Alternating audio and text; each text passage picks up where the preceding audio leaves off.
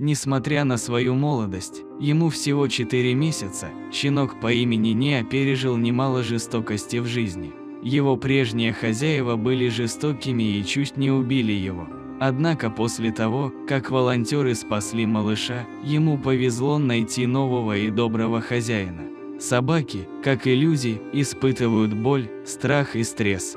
Находясь в руках недобросовестных или даже жестоких владельцев, они могут получить долгосрочные психологические или физические травмы.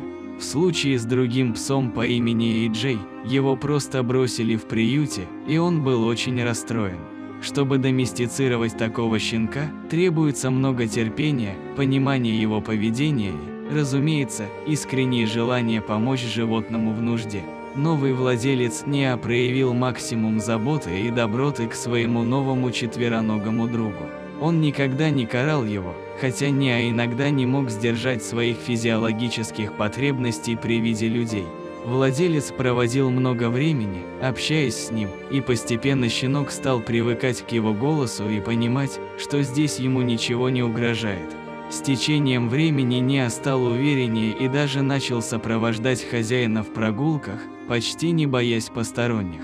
Однажды вечером хозяин вернулся домой очень уставшим.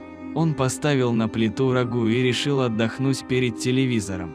Без осознания того, что происходит, он заснул. Прошло 4 часа, прежде чем он проснулся от того, что Неа лизал ему лицо и руки, поскольку кастрюля с рагу давно сгорела, а весь дом был заполнен ядовитым дымом.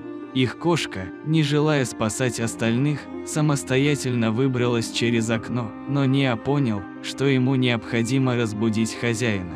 Если бы не щенок, возможны были бы самые печальные последствия, включая отравление дымом или даже пожар.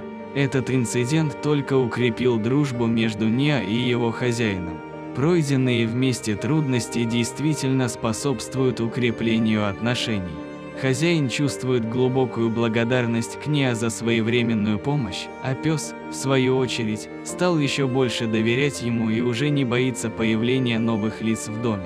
Как замечательно, что есть люди, которые могут полюбить не только здоровых и красивых животных, но и сделать их таковыми, несмотря на все преграды.